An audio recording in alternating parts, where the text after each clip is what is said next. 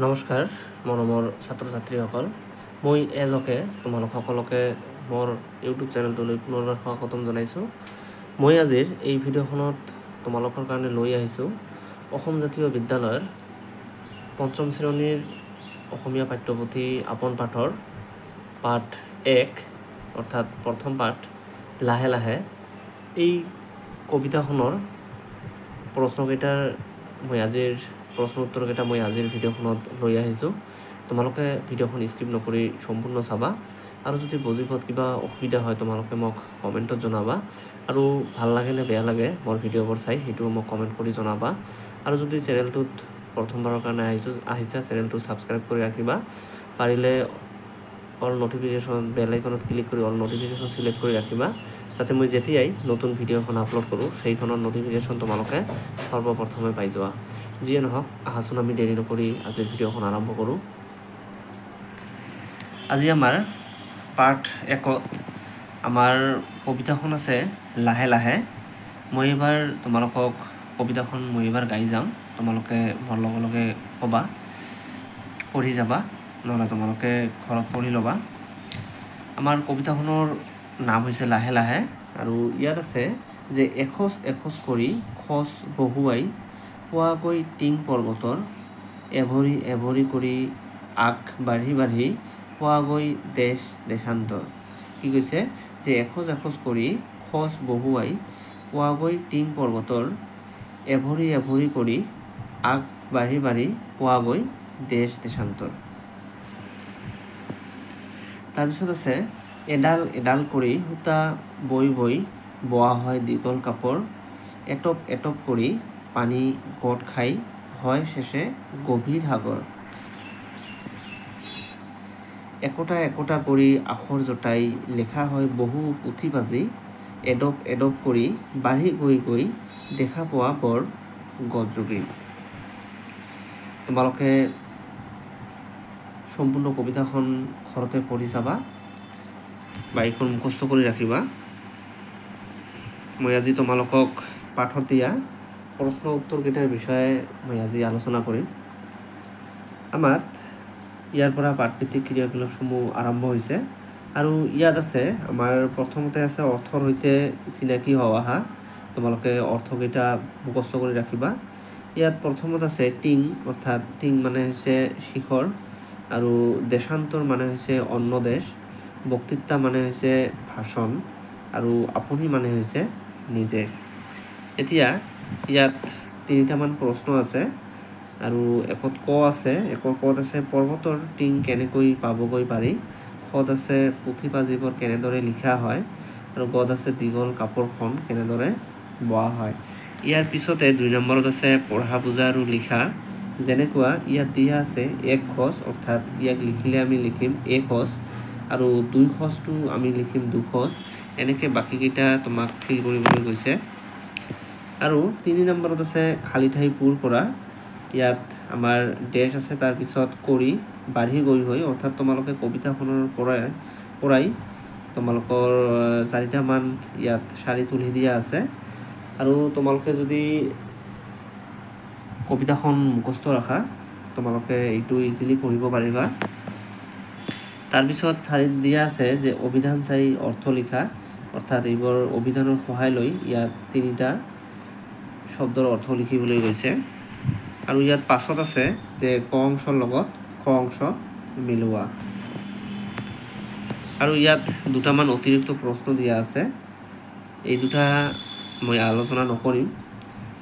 আৰু 7 নম্বৰত আছে কবিতাটো সম্পূৰ্ণকৈ মুখস্থ কৰি আবৃত্তি কৰা, অৰ্থাৎ কবিতাটো তোমালোকক সম্পূৰ্ণ মুখস্থ কৰি কি কৰিব গৈছে, আবৃত্তি কৰিব গৈছে।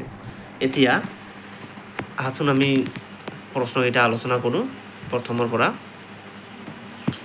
ইয়াত আছে 1 নম্বৰত আছে প্ৰথমে কোৱা তাৰপিছত লিখা, অৰ্থাৎ আমাৰ ক নম্বৰৰ প্ৰশ্নত আছিল যে পৰ্বতৰ টিং কেনেকৈ পাবগৈ পাৰি। এইটো তোমালোকে উত্তৰত লিখিবা যে এখোজ এখোজ কৰি খোজ বহুৱাই পৰ্বতৰ টিং পাবগৈ পাৰি। যে আমি যেতিয়া এখোজ এখোজ কৰি খোজ বহুৱাই যাম তেতিয়া আমি ক'ত গৈ পাম, পৰ্বতৰ টিং গৈ আমি পাম। এতিয়া খত আছে যে পুথি পাজিবোৰ কেনেদৰে লিখা হয়, অৰ্থাৎ একোটা একোটা কৰি আখৰ জটাই পুথি পাঁজিবোৰ লিখা হয়। যে আমি যেতিয়া পুথি পাঁজিবোৰ লিখোঁ তেতিয়া আমি এটা এটা কৰি বা একোটা একোটা কৰি আখৰ জটাই আমি কি কৰোঁ, পুথি পাঁজিবোৰ লিখি লওঁ। তাৰপিছত আমাৰ গত আছে যে দীঘল কাপোৰখন কেনেদৰে বোৱা হয়।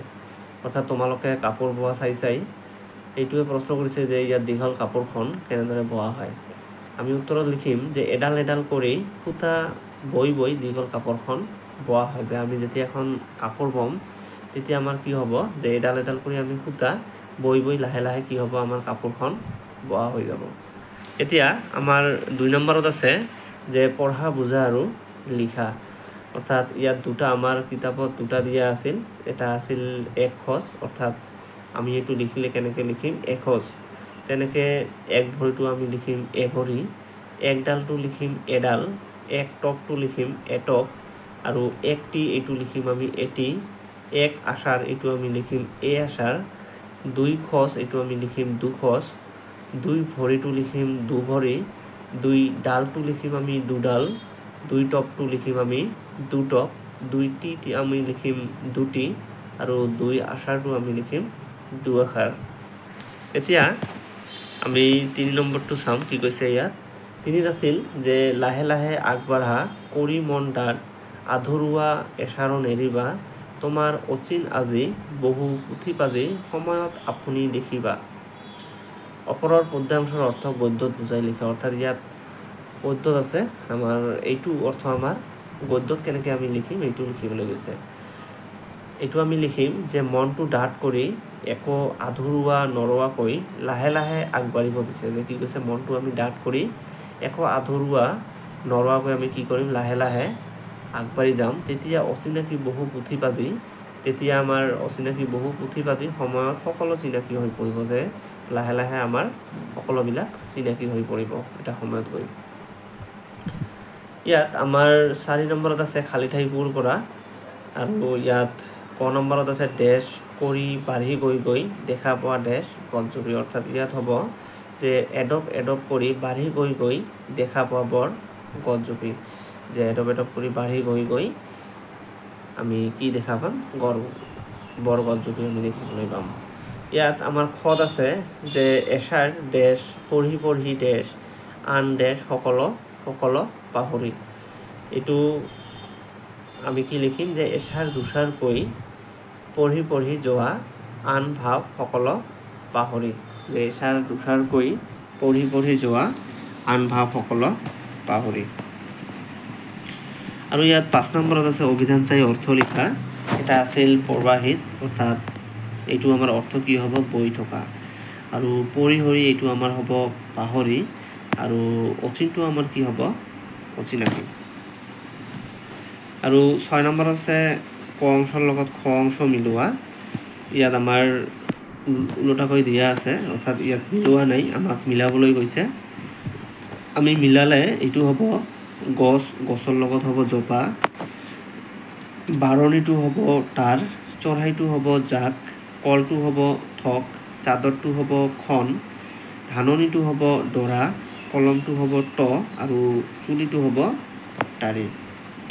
আৰু আজিৰ ভিডিঅ' ইমানেই। আৰু তোমালোকক যদি এই কিতাপখনৰ অৰ্থাৎ আপোন পাঠৰ 5ম শ্ৰেণীৰ আপোন পাঠৰ অসমীয়া কিতাপখনৰ যদি কিবা পাঠৰ তোমালোকৰ ভিডিঅ'ৰ প্ৰয়োজন আছে, তোমালোকে মোক কমেণ্ট কৰি জনাবা।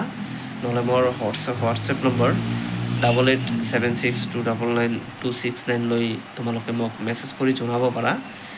আৰু লগতে তোমালোকে মেছেজ কৰাৰ লগতে তোমালোকে পেজকেইখনৰ ফটো ক্লিয়াৰ কৰি মাৰি মোক পঠাই দিবা মোৰ সুবিধাৰ কাৰণে। কাৰণ কেতিয়াবা মোৰ হাতত কিতাপখন নাথাকে, সেইকাৰণে মোৰ অসুবিধা হয়।